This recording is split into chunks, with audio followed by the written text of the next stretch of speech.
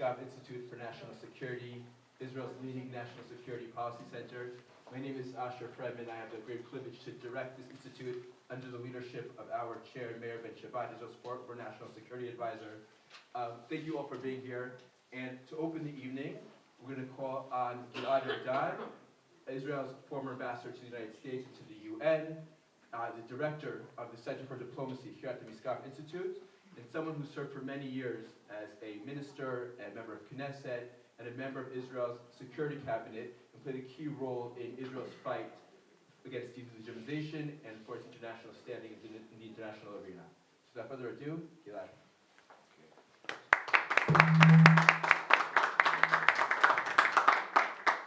Good evening, Victoria, Rob. Welcome to the Misgav Institute for National Security. And thank you for being here. And of course, thank you for your friendship to the state of Israel and the Jewish people. A friendship that has found expression in your extremely important work in government and at Heritage to strengthen the US-Israel alliance in our common fight against terror and radical regimes. Thank you. Friends, the October 7th massacre and the war have thrown into sharp relief what we have known for a long time. We may be facing different ideologies, woke progressivism, state communism, radical Shiite and Sunni Islam, but they are all united by their hatred for Israel and for the United States of America, the little Satan and the big Satan.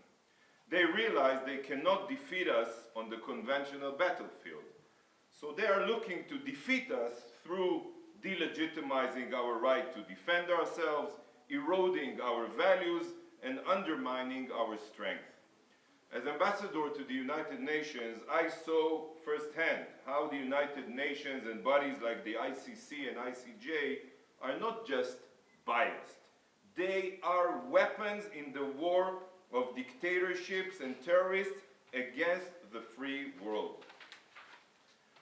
Our democracies are facing a critical battle for our future. This is a battle that must be fought. It must be fought in the tunnels of Gaza. It must be fought in the skies of Iran, but also in the halls of the UN and on Ivy League campuses. We will need new strategies and out-of-the-box thinking to win. This is a battle that you, Victoria, have been leading, and this is why your book is so important, not only for us, for the entire free world. In fact, I would hope that President Biden reads this book instead of the collection of lies that he is apparently reading. I tweeted about that. We are grateful for the United States' support since October 7th, of course, but we must also state the truth. President Biden's pressure on Israel to slow down our military operations, his official and unofficial arms embargoes, his criticism of Israel's complicated operations against Hamas terrorists hiding in schools and hospitals tragically prolonged the war and encouraged our enemies, the enemies of Israel and the United States, because it gave them hope to survive. I believe that with your assistance, Victoria, and the strategies you lay out in your book, President Trump will reverse President Biden's misguided policies and ensure that the US and Israel stand shoulder to shoulder in our common fight against terror, against radical anti-democratic ideologies, and against the head of the snake, Iran.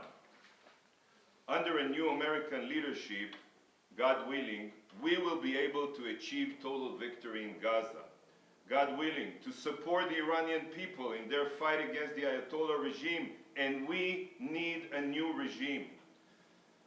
To incentivize Arab countries, as you did, to normalize relations with Israel, first and foremost Saudi Arabia, and to ensure a future of strength, peace, and prosperity for for our two great democracies. Once again, in my name and in the name of Misgav Institute and Mayor, of course, Ben Shabbat, I thank you for your important work and thank you for your friendship. We look forward to working together to make the America-Israel alliance great again. Thank you. And now it's my great honor to call on Dr. Victoria Coates to come to the stage. Dr. Coates currently serves as the Vice President of the Catherine and Shelby Cullen Davis Institute for National Security and Foreign Policy at the Heritage Foundation. In her last role in government, she served as Deputy National Security Advisor to President Trump. Before that, she first served as the Director of Research for then Secretary of Defense Donald Rumsfeld, as the Senior Advisor for National Security to Senator Ted Cruz, as the Special Assistant to the President and Senior Director for Strategic Communications at the National Security Council, and finally, as the Deputy Assistant to the President and Deputy National Security Advisor for the Middle East and North Africa. In this role, she played an incredibly important role in issues that were vital to U.S. security, to Israel security, the maximum pressure campaign on Iran, and of course the Abraham Accords. And I can tell you that our chair, Mayor Ben Shabbat, has told us many stories about your work together. So thank you again. And I also want to acknowledge the presence of Mr. Rob Greenway, Director of the Allison Center for National Security, and a member of the International Advisory Council of the Misgav Institute. So thank you for being with us and for your friendship. Without further ado, Dr. Coates. Well, thank you, Asher. Oh, sorry. I don't know if I was mic'd up or not. Thank you, and Erdan and Mayor, for this just warm, wonderful welcome to Misgav. We are thrilled to be here as both our personal representatives, but as the representatives of the Heritage Foundation. And my senior leadership is looking forward to a closer partnership with Misgav. We're hoping to bring our president here in the new year to talk about this. So I think this is going to be a really top key focus. Fortunately, it was something we were already working on at Heritage before October 7th, but since October 7th, it's really taken on a much greater urgency. And so I hope that this is as they said in Casablanca, the beginning of a beautiful new friendship. So very excited about that. And very excited to be here to talk about the book. I think it's extremely appropriate that the first official event for the Battle for the Jewish State is happening here in Jerusalem, in the capital of Israel, now properly recognized by the United States government. And, I wanted to take a moment to recognize the fact that this is, as the subtitle of the book says, an American and Israeli problem was brought home to us most painfully today by the announcement of Omar Nutra's death. And we were up at the Israeli embassy in Washington on the October 7th anniversary, and his family were there, speaking so movingly about him. Same with Hirsch Goldberg, Poland's family. We met them in July. I mean, these are American Israelis. The Hamas terrorists did not ask for their passports. They didn't say, oh, gee, are you an American? I don't want to harm an American. God just said, we're the big Satan, you're the little Satan, but we're both Satan.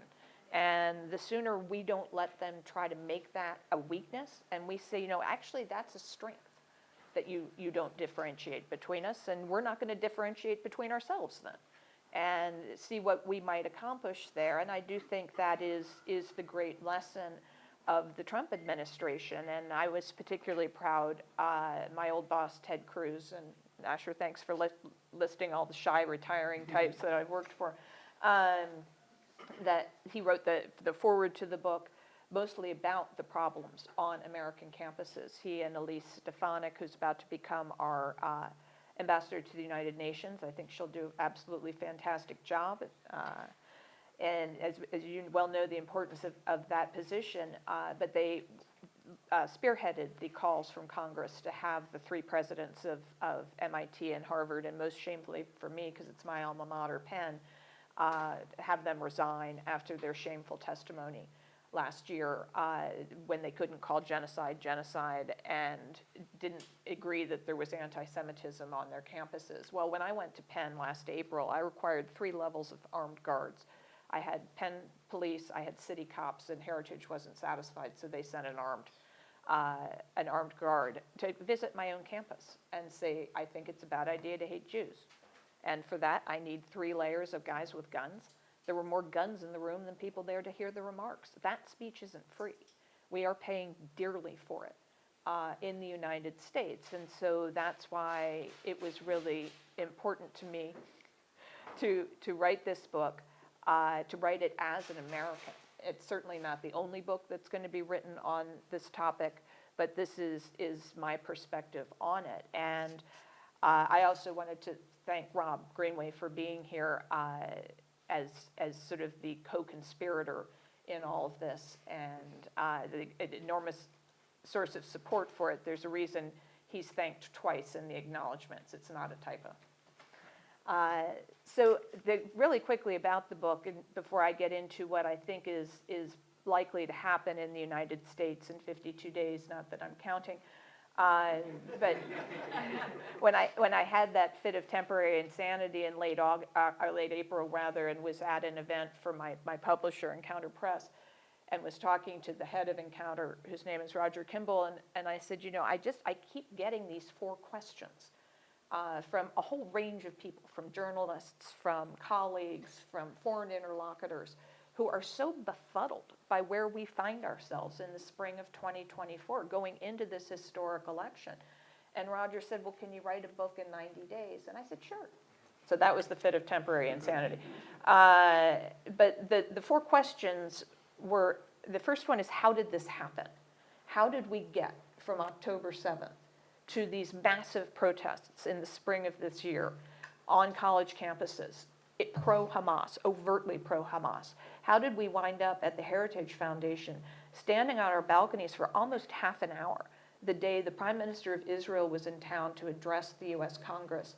And what we saw were not pro-Israel demonstrators. We saw half an hour of pro-Hamas, anti-Semitic demonstrators marching straight down to Union Station, which I can see from my balcony, and ripping down those iconic, gigantic American flags that are in front of the station. Those aren't Israeli flags. Those are American flags. And being from Philadelphia, you might be able to see the eagle around my neck. Very excited about the results last night. But as a Philadelphian, I was particularly offended that they went after the cast of the Liberty Bell that's there at that monument, really attacking the foundation stones of our country as well as of Israel. And so how did this happen? So the first chapter is about that. How did this happen? How did this happen on our campuses? Why has this become so entrenched in our young people? Why have we accepted it? And what can we do about it? So that's the first section. The second question I get a lot is, why Israel? Why should the United States be a close ally of Israel? And I hate dating myself this way, but when I was born, the US-Israel relationship was 20 years old. We all now know it's 76 years old. That's a big trajectory for a country, because we're about to celebrate 250, and you think about us at 20 years old, at 76 years old. I mean, these are huge milestones, and a lot of the events in that relationship have not been treated as history. They've been treated as current events. And, I should have mentioned at the outset that for all of this to happen, you have to start with the PhD in Italian Renaissance art history, which is what I tell our interns every year, and their eyes get big. But I'm trained as a historian, so you can start to look back now and see, why is what Nixon did so important. I think one of the most interesting, for me, passages in the book is why what Reagan did was so important, particularly SDI. And his remarks, if you go back and read them, and I quote them in the book, could have been said by any Israeli prime minister. And that's why we picked the picture on the cover of the book, because what then happened with missile defense for our countries jointly, I think has been such a powerful story, which now has a 50-year history. And so explaining to people, why is this relationship important? I mean, I'm a Christian, I love the Holy Land, that's not why I'm sitting here. I'm sitting here because I think this is a critical strategic alliance for the United States. I think it's in danger, and I think we just dodged a bullet. But I don't think we can be overconfident that just because Donald Trump, and praise the Lord that he is coming back in. But just because he's coming back doesn't mean this problem is solved. There's going to be a lot of work to be done. The third question is there an alternative? If we're not going to be friends with Israel, who can we be friends with? And the fact of the matter is there are two. There are the Iranians and the Palestinians. And there is a long, bipartisan, disgraceful history of trying to elevate the Palestinians into something they are not. And to my eye, as I looked at this trajectory, this started 50 years ago when the Arab nations of the Middle East decided they weren't interested in losing wars to Israel anymore. So they were going to stop provoking them, which was a sensible thing to do and eventually got us to the deal with Egypt, the deal with Jordan, and then to the Abraham Accords. But nobody sent the Palestinians a memo that this had happened. And instead, we had Yasser Arafat invited to address the United Nations, stand beside the head of state chair.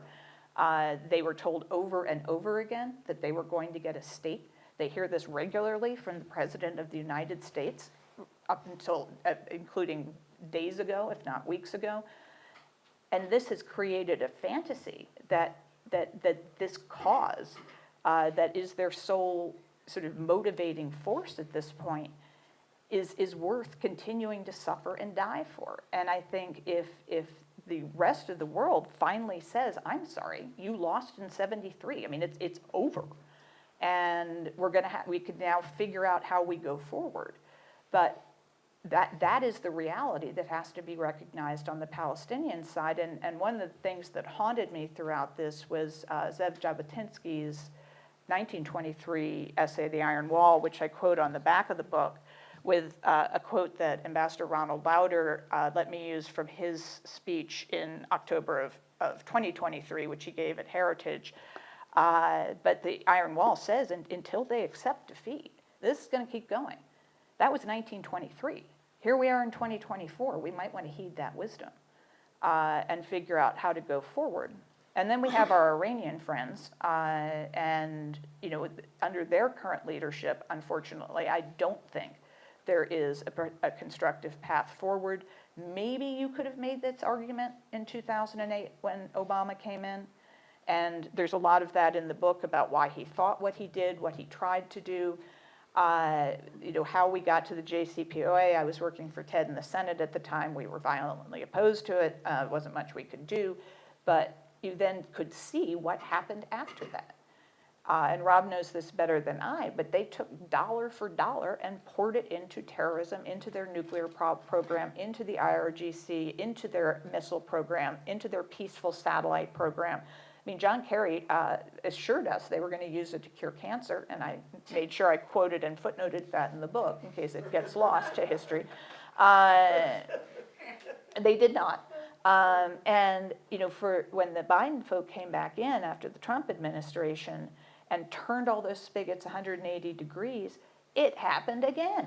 And so we can't now in 2024, 25, 28, because this is going to be upon us before we know it, give in to this fantasy again that there is somehow a productive path forward with this regime.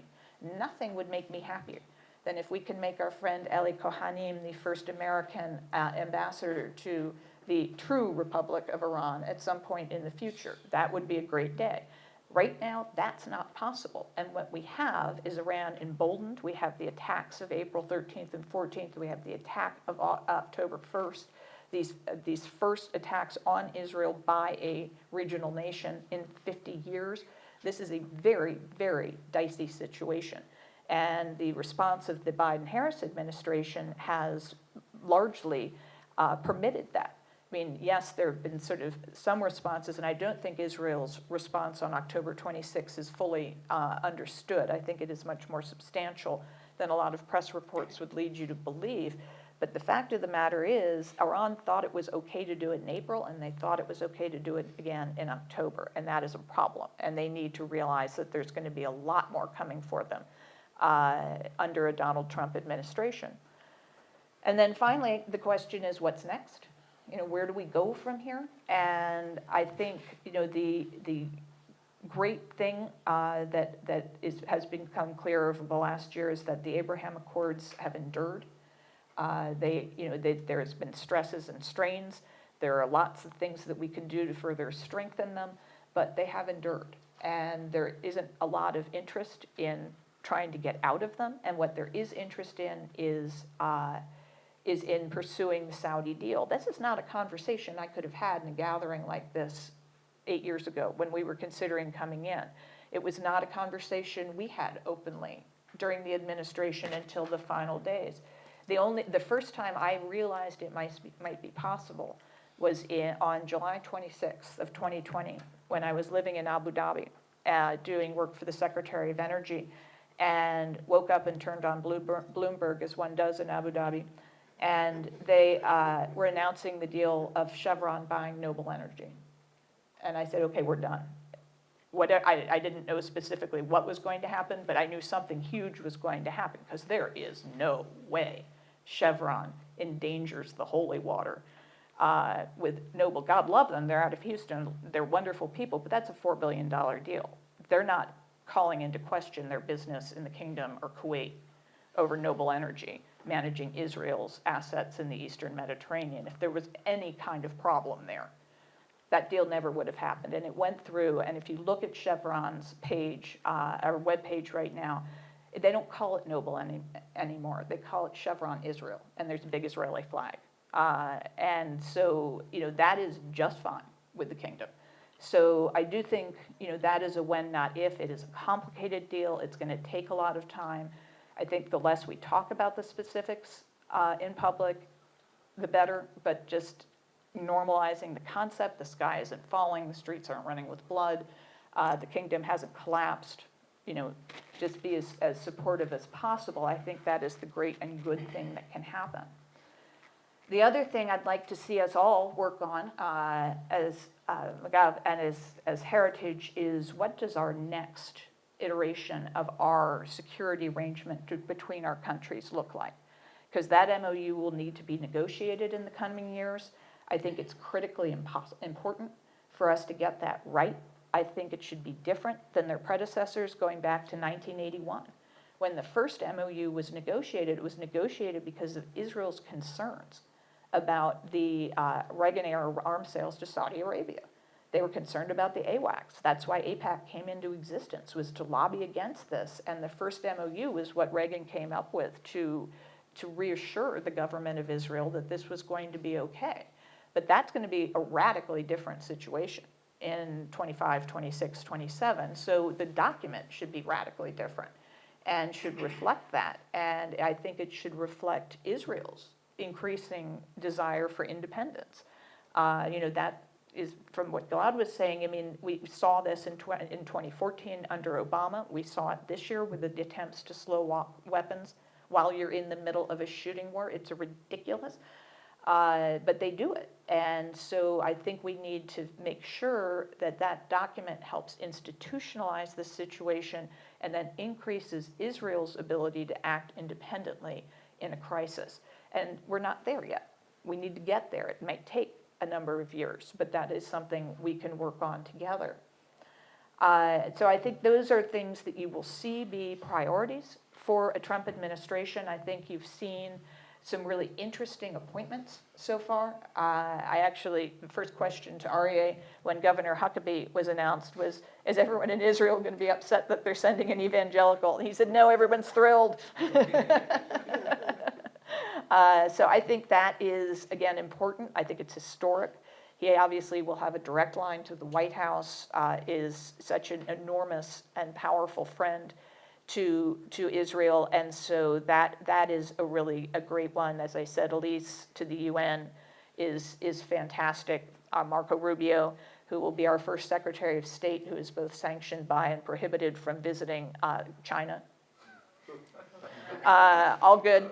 I think that'll bring a lot of clarity to the situation. I think President Trump's desire, to end the conflict in Ukraine, not to hand Ukraine to Putin, and this is something we can talk about, but to get this wrapped up, given the distraction it is to the United States, given the drain it is on our resources. I mean, they're saying the White House is going to request another $24 billion for Ukraine in whatever abomination of a continuing resolution they're going to stuff through the Congress this month. That will bring, to my math, and nobody seems to know exactly what this number is, but the contributions to Ukraine over the last less than 3 years to right around 200 billion. The number for Israel over the last 75 years is 175 billion. So just let that sink in. That's what we have done.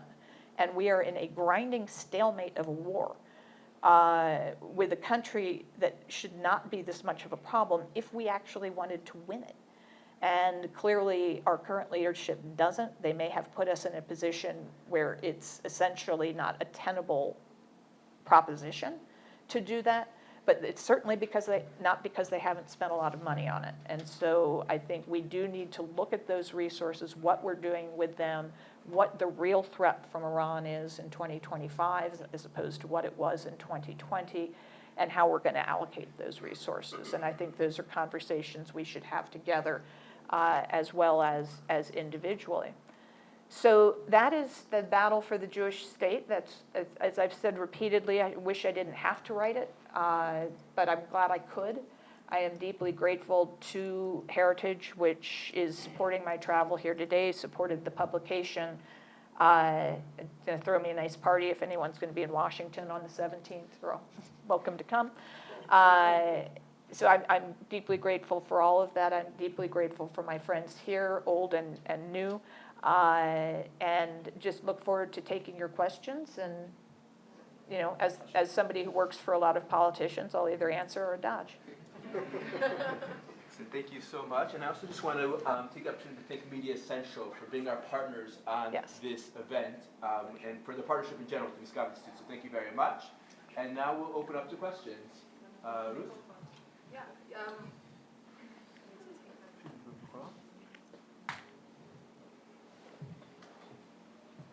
Hi.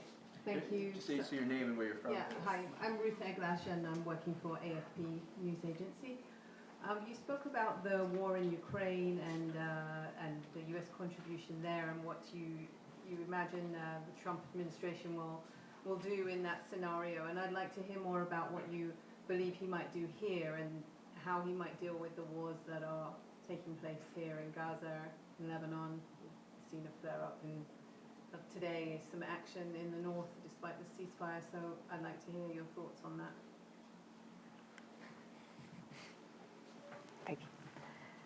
Yes, and that's something he's talked a lot about. And a couple of things I would point out. We had a real shift, to my eye, in Israel's approach after the Prime Minister's visit in July. And I think the progress that Israel has made in the intervening months, the events in Lebanon, everybody was, of course, deeply interested in the pager episode.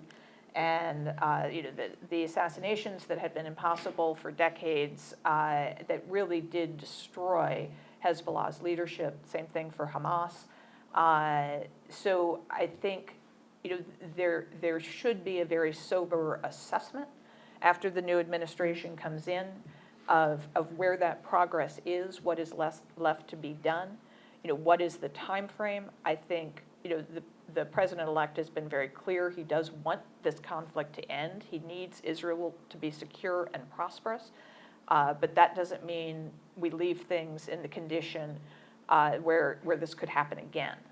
So I think that's critical. And then, as I said, also an assessment of where Iran really is right now and what is likely to happen with them over the course of next year, and what we individually and collectively can do about it. I think in terms of Lebanon, I think the appointment of, his name's gone out of my head, Tiffany's father-in-law.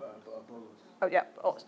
I think that's encouraging. Again, somebody who has a history in the country, has a lot of political knowledge, has a direct line to the president, obviously, and who was active on the campaign, so is known to a lot of Americans as well. I haven't admittedly had a tremendous amount of hope for Lebanon, but this is someone who I think could potentially make a positive contribution toward getting out of the stalemate. And if Israel has done really material damage to Hezbollah, is this an opportunity for the non-Hezbollah Lebanese to make some different wishes known?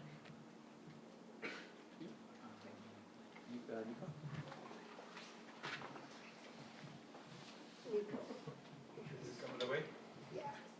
Oh, that's nice. Nice, thank you so much for this. I have two questions. One is just to follow up on what Ruth was saying. Sorry. Nicholas. Thank you. Nicholas from French newspaper Libération. I have two questions just to follow up on what Ruth was saying. What does that look like in Gaza? There's been a lot of voices, including from Israeli military, about the fact that only negotiation would lead to a release of the hostages, and we know that's Israel's main war aim now. Does it mean there needs to be negotiations with Hamas? Does it mean that in that case Israel needs to pull out of Gaza, and that's something that the Trump administration, you think, would consider? And my other question is, you said that Palestinians need to accept defeat. What does defeat look like from a Palestinian perspective?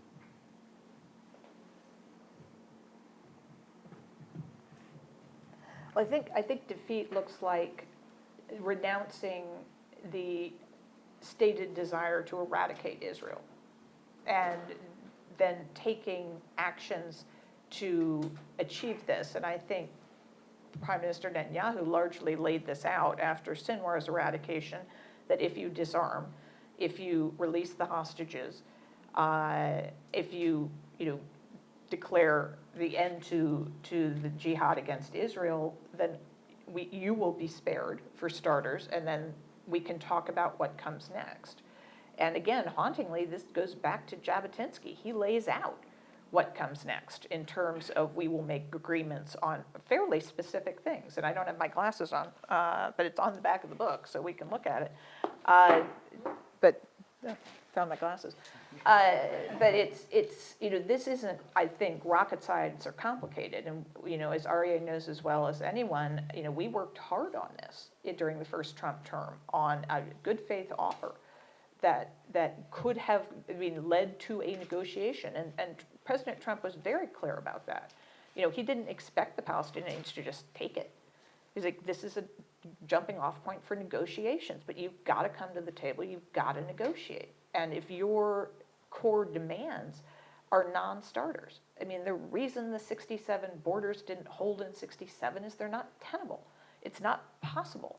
And so, if you just keep repeating that, it's not going to get anywhere. And so I think we need a paradigm shift. I've never been in the business of predicting a one-state or a two-state or a three-state or however many state solution. I think that's, again, the Palestinians and Israel's business to hash out what that looks like.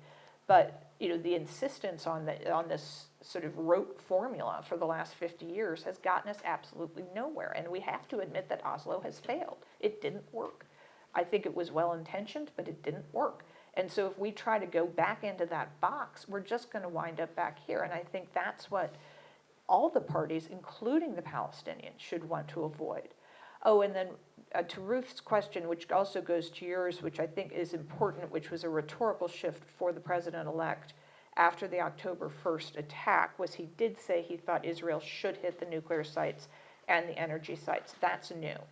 That's not something he said before, and I do not think he said it lightly. I think he said it very purposefully and in recognition that where we are now is different from where we were in 2020.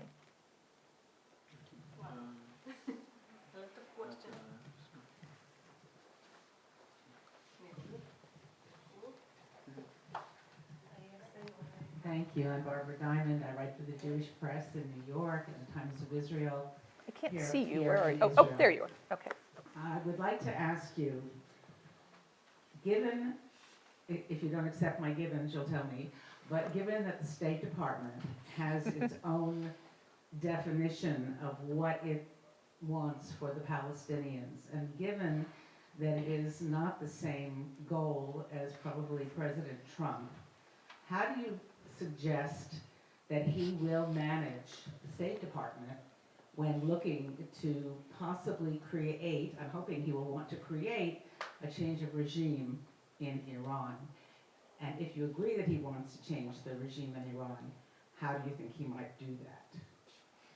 Those are good ones, yeah. Well, and if you give me a glass of wine later, I'll tell you what Donald Rumsfeld once said about how he would like to manage Foggy Bottom, which I thought was going to wind up on the front page of the Washington Post, and I'm still shocked it didn't. But I think, that is real. And again, I talk about it in the book, the fact that there was open dissent. And I wrote an op-ed with a guy named Jamie Metzel, who served on Obama's National Security Council staff. And Jamie and I disagree on many things, but we're good friends. And we were both appalled by the fact that the National Security Council staff, who served the president directly, were going to have some kind of day of rage. And they were going to protest in front of the White House wearing masks. I'm like, no, you don't get to do this. You get to do what the president says. There are channels, appropriate channels for dissent. If you have used those and the president's still going in a different direction, you have two choices. You either serve the president or you resign. And they seem to think they're tenured faculty and they don't have to resign. Where do they get that notion? And that their job is to stay within and work against the president's stated objectives. So I think that's a lot of what the sort of Schedule F, these civil service reforms that the president-elect is talking about, not confined to the State Department, but certainly focused on them and all of their works. Actually, Aria and I were both as employees of the State Department, sort of shameful. But no, I think that has got to change, and that there have to be penalties for this kind of deliberate resistance campaign. And you can get into that in terms of how people bid on jobs, which is something they care deeply about, where they get to go serve, how that works. There are all sorts of ways you can start to make their lives less comfortable if this kind of activity is going on. And so then what was the second? Possible change of regime. Oh, Iran. The president-elect has been, I think, very circumspect about that. I think he has correctly seen our efforts at democracy creation in the Middle East as not perhaps shining examples of success. I think he would say 2009 was a major mistake in terms of what the Iranian people wanted to do at that point. So I think if they decided they wanted to be more, they've taken matters into their own hands before, let's put it that way. So it can happen, and if that does happen, I think he would be delighted in a change of leadership. But I don't think he's going to sort of do a Bush-style campaign of military intervention to achieve political change on Iran. And I don't know that we would be successful if we did, so I think that caution is warranted. Hi, I'm Adam Raskin from the New York Times. It appears that annexation and normalization with Saudi Arabia are in contradiction with each other. And there will be a choice in some ways between moving towards normalization and the potential of annexation of the West Bank. What do you think President Trump's priorities are? Would he prioritize normalization with Saudi Arabia, or would he prioritize annexation? Well, I mean, I would just look at the past iteration. I'd look at the existing Abraham Accords and say that issue was managed. We got to the Abraham Accords and dealt with the annexation issue, so-called. So I don't see that as being a deal breaker for Saudi Arabia if it isn't a deal breaker for Washington. And I think, again, that's something I would leave to the negotiators to get into the details of. But what is clear to me over the last really since 2018 timeframe is that the veto the Palestinians have held since essentially 1973 over the foreign policy decisions, particularly of our Gulf partners and allies, that veto no longer holds. And so, they simply aren't drawing the kind of hard lines they've drawn before. So I just don't think that's going to be an either-or kind of conversation.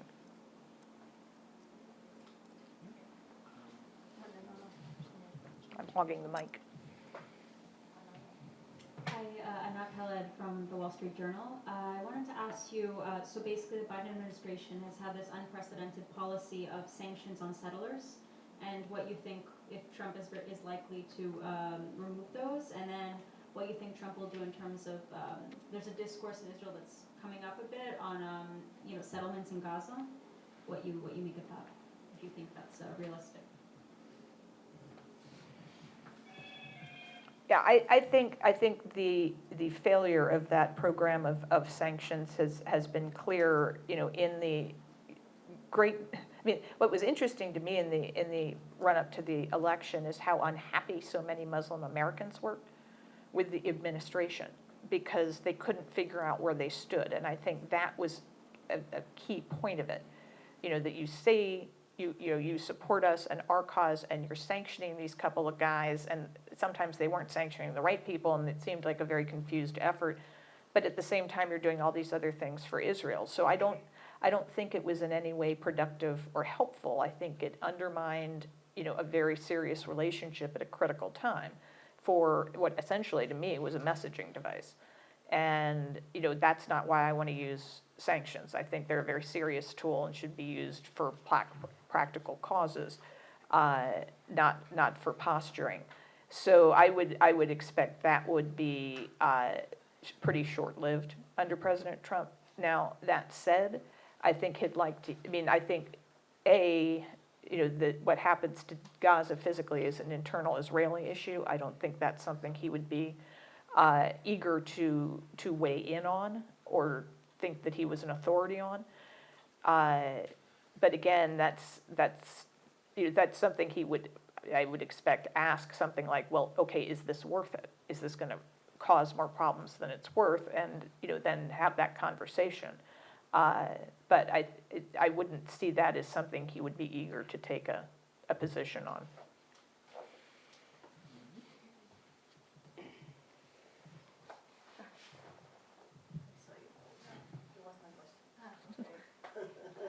Hi, David Raffa, working for a Swiss newspaper, NZZ. I would follow up on what Adam asked about. You said that there's an interest for a Saudi deal. In that context, how would you see the recent comments by Mohammed bin Salman accusing Israel of genocide in Gaza? Is there still interest in having a deal with Israel?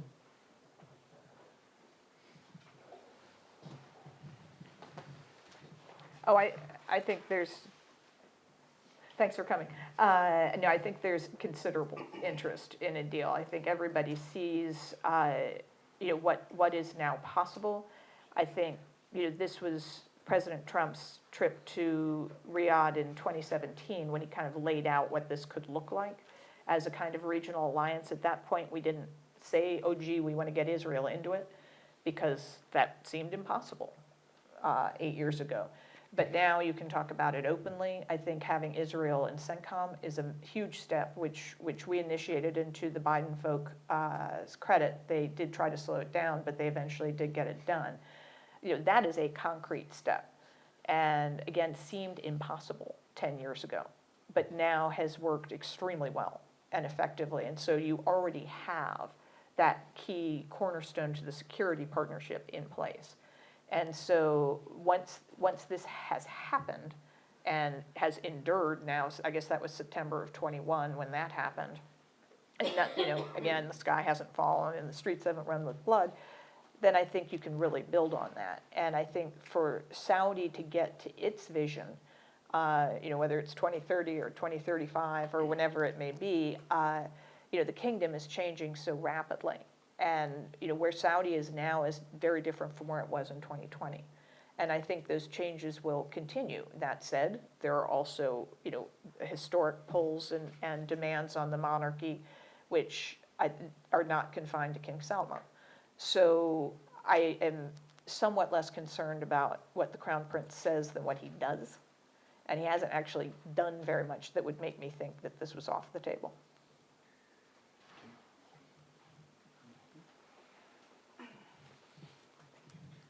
Hi, my name is Karen Detzalel. I'm from Channel 12 News here in Israel. Two questions, if I may. Looking backwards, was it a mistake to withdraw from the JCPOA and maybe not trying to improve it from within and bringing Iran to a threshold country? And do you think President Trump or President-elect Trump will negotiate with Iran or will try to go for the military option? And I would like to stress something about the annexation. Do you believe he will give Israel some kind of a green light to partial annexation, or is it annexation against normalization with Saudi Arabia? Because this is what was on the table with the Abraham Accord. Either or. We couldn't have both. This is from Jared precisely. Well, then you gave me the perfect dodge, which is, I'm going to leave that one to Jared. He's out as far as Well, but, you know, I think that is the kind of decision that nobody would want to get ahead of. Now, in terms of the JCPOA, I really seriously question the premise of that. See that I'm going Rumsfeldian on you, because the withdrawal of, or the ceasing of compliance by President Trump in 2018 did not lead to a massive expansion of the Iranian nuclear program, and I brought my expert along who can give you a whole lot of fun details about that situation. But you know, that ceasing of compliance only happened in, as I said, 2018, after more than a year of President Trump being in office, and he gave our friends in the State Department that time to try to get to a better deal. And that was their mission. And they had a set time frame, and what's different about President Trump from many other presidents is when he sets a time frame, he sticks to it. And if you come back and say, I need another 6 months and another 6 months and another 6 months, eventually he's going to say, no, you know, this is done. We're just not going to do this in perpetuity. And again, if you go back and look at when they started expanding their nuclear program, it did start in 2021 when the sanctions were no longer being enforced. And you can look at the dollars that flowed in, and you can look at where they spent them. That didn't happen under President Trump. That didn't happen because of the withdrawal from the JCPOA. That happened because the Biden-Harris administration stopped enforcing sanctions. The Iranians are now selling whatever it is, 1.75 million barrels a day to China. I mean, we had them down, estimates vary, I'll take 300,000 barrels a day. You know, now all of that oil is flowing, and you know, it's billions and billions of dollars a month. And again, they're not using it to cure cancer or build bridges or, you know, modernize their oil infrastructure. They're using it for this massive expansion of the nuclear program. And you know, then the question becomes, what is going to happen? You asked about negotiations. I think, you know, President Trump has shown himself rightly to be willing to have conversations with various actors around the world, including Chairman Kim, but he didn't do it forever. He had 2 meetings, he concluded a deal wasn't possible, and he stopped. I think the problem with the Iranians under their current configuration is he would want to be talking to a decision maker. And I don't think he would consider the current president of Iran a decision maker. And so unless the Iranians figure out some way they can produce the supreme leader, and I don't know how that would work, it's hard for me to envision a negotiation. And it's not because he wouldn't be willing to have it. It's because I don't know how they would do that.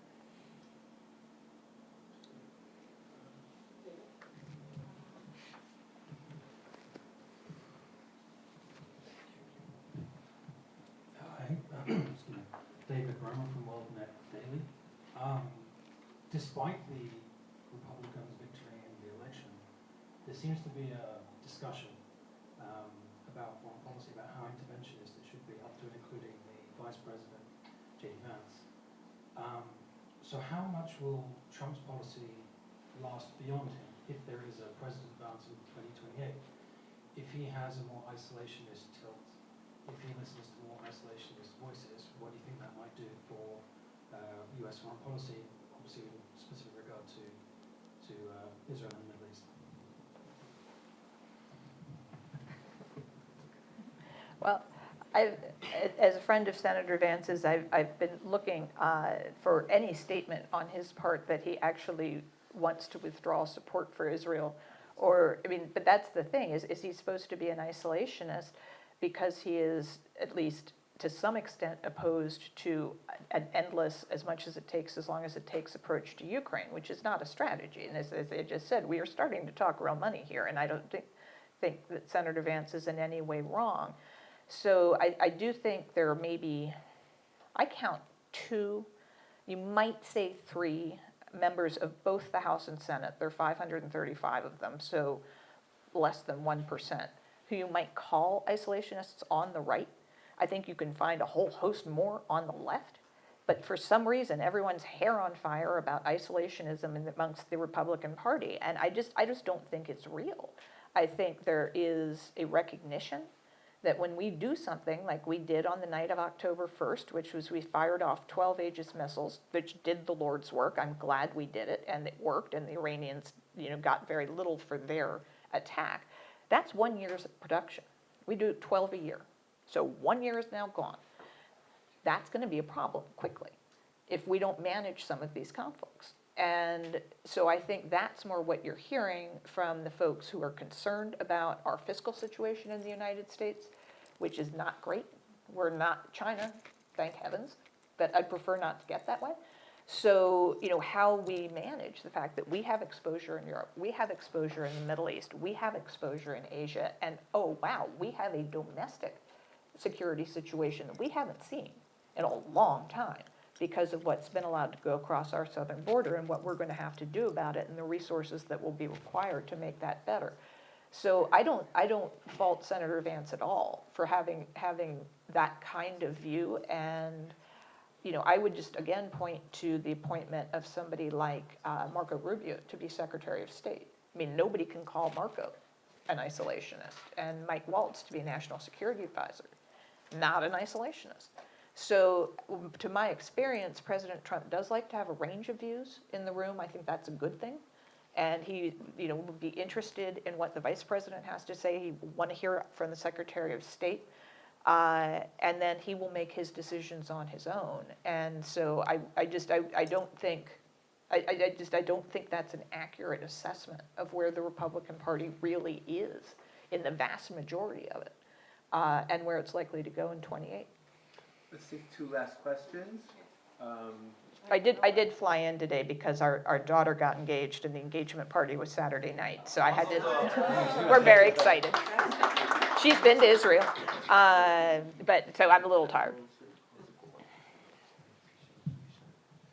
Hi, we've already met. We I'm have. Laura, the Director of Media Central. Thank you so much for joining us. Quick question about Trump's policy towards anti-Semitism and how you expect that he's going to deal with it, because it's quite apparently fallen to the wayside with what's happening now. And do you think the appointment, for example, of Charles Kushner to Paris is sort of a message to Europe that quite an obvious religious Jewish man going over as an ambassador, do you think that this is a message to Europe that anti-Semitism will not be tolerated and it will be treated with a more heavy hand?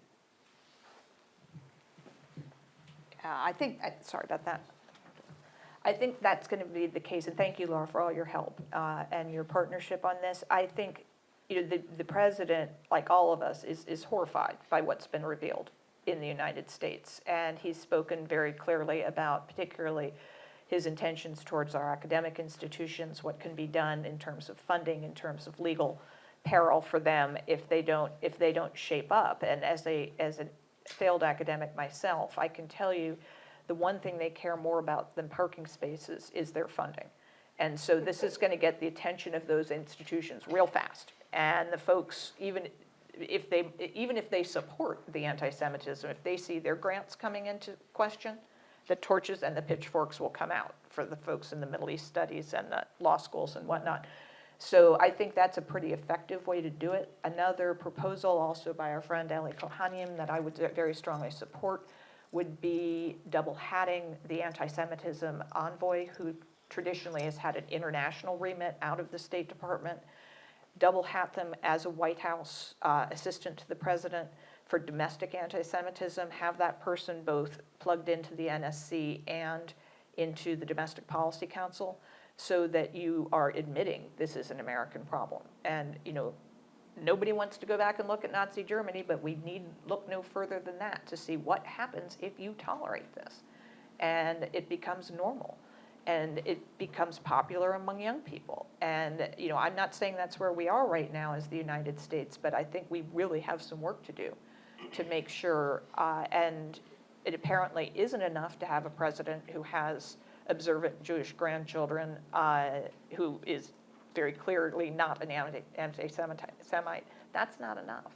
More has to be done to get after this issue and make sure, you know, it doesn't institutionalize itself in the United States. So, you know, that's one idea that's been put out there. I'm sure there are going to be others. I know a lot of really good people are being looked at for these positions. It's something the president's taking very seriously. The appointment of Kushner? Oh, yeah, no, I think that's a great signal to send to the Europeans, particularly to the French.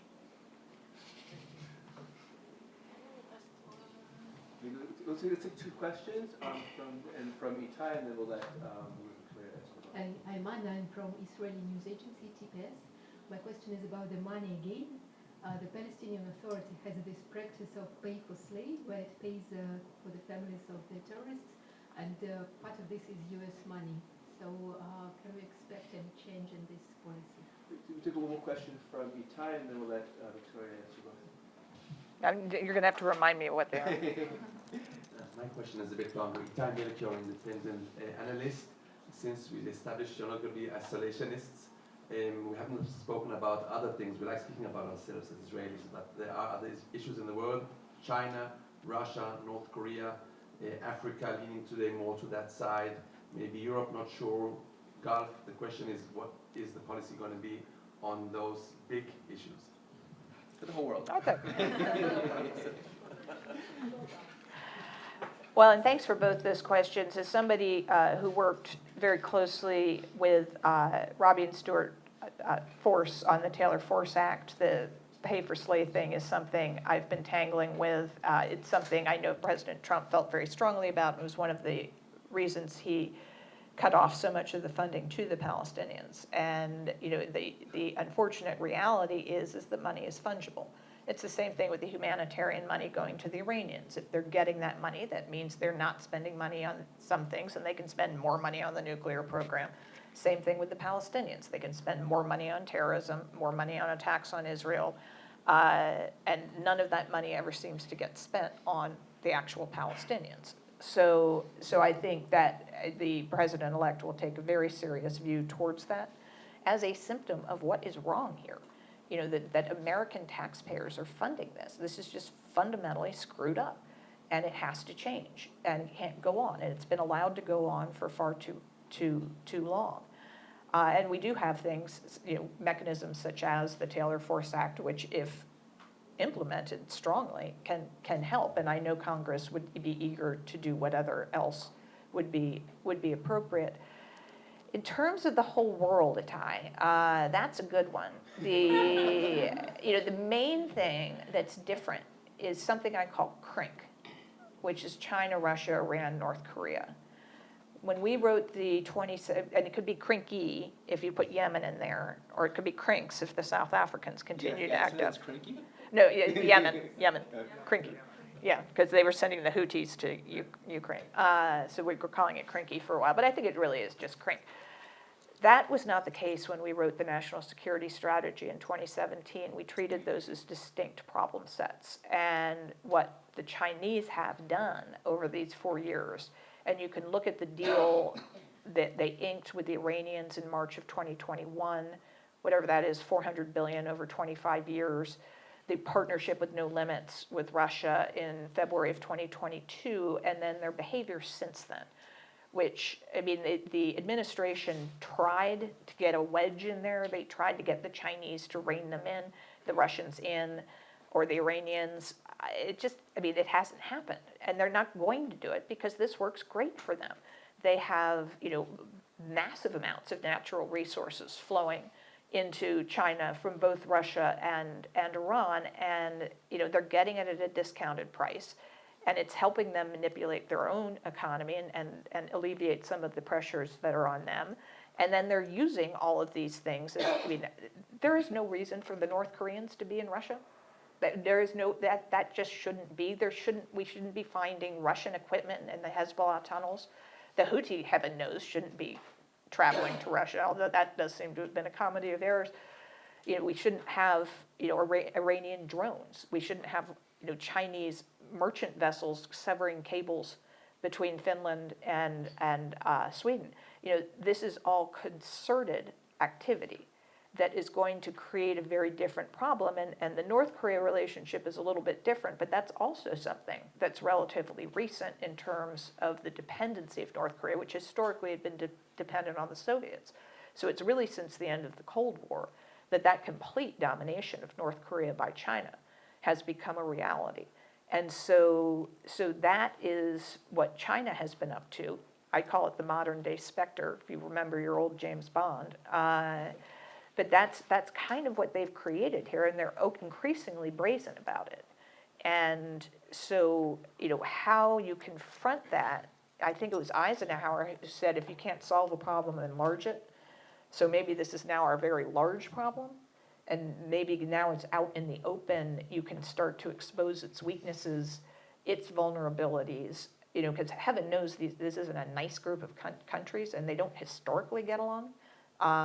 So there could be various ways to make their lives more unpleasant, make it harder for the Chinese to keep this going. Right now it's very easy, but if it's hard and it's bad for business, essentially, then they're going to think twice about it. But until that is, no, they're not going to. And so I think that is a more holistic approach this incoming administration is going to have to take that was not clear to us in 2017. Any final? Nope, I think that's pretty much all I have to say today. Thank you so much to Dr. Cole. We're looking forward to reading your book, The Battle for the Jewish State. And we want to thank all of you for coming. Please stay in touch, follow us on our website, social media. Stay tuned for other great events coming up. And thank you. Have a good night. Thank you. Don't want to lose my glasses. Which, white or red? White, please. Oh, thank you. Yes. Did we grill you? That wasn't bad. We weren't bad. Everybody's invited to the reception area. Please feel free to drink and eat. Okay. Thank you. Any cleanup? Any cleanup? No. I'm going to give this back to you. Maybe you didn't bring copies with. No, they're not out.